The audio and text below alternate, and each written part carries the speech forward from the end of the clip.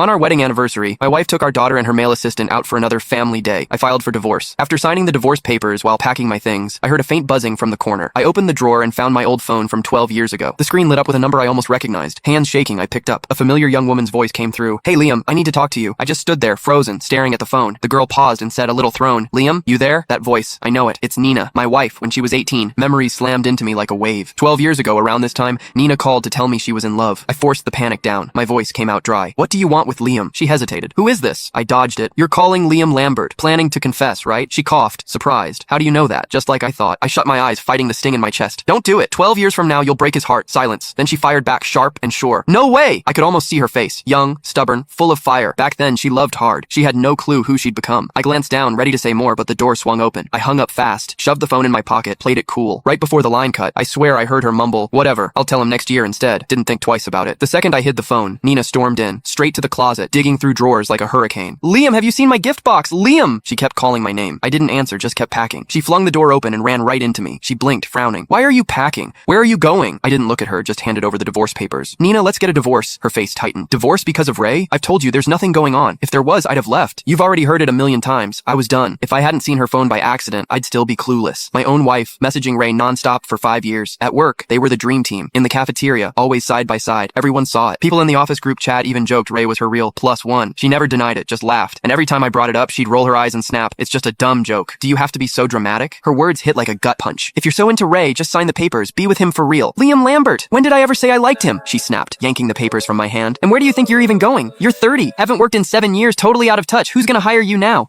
How are you gonna survive?" Cold, brutal. 7 years ago, Nina and I were both prepping for interviews at one of the top companies in Avondale. The day before, I got into a car crash while out grabbing fruit for her. Shattered my leg. 3 months in bed. She went solo. Nailed it. When the offer came, she hugged me tight, whispering, "Liam, you got hurt because of me. My job's just starting and Sasha's still little. Stay home with her. I'll take care of us." Thinking about it made my chest twist. I wanted to snap back, say something, anything, but the words just died in my throat. Nina ripped the divorce papers to shreds. That's when her anger finally cooled. "I'm gonna pretend you didn't say any of this. Don't bring it up again." She turned to leave, then stopped at the door. "Oh, where's the gift box?" I kept my eyes down. "Bottom shelf of the closet." "Got it." She grabbed the sleek box, then hesitated at the doorway. "Wait for me at home. I'll be back soon to celebrate our anniversary." A bitter smile pulled at my lips. So she had remembered our anniversary. I'd seen that box yesterday. Inside was a custom suit from a high-end brand. I'd wanted one for years, but never pulled the trigger. At first, I thought it was for me. My heart actually jumped. Then I took it out. Wrong size. Found the card tucked inside. For Ray. Yes, I'd been fooling myself the whole time. That moment, more than anything, made me sure I wanted the divorce. Maybe it was that weird call earlier, but I pulled out my phone and scrolled through the old call log. Nina's confession from way back then. I saw it. The date had changed. It wasn't 12 years ago anymore. It was 11. And I remembered what she'd said right before I hung up. "Whatever. I'll tell him next year instead." My stomach dropped. Could 18-year-old Nina actually mess with the future?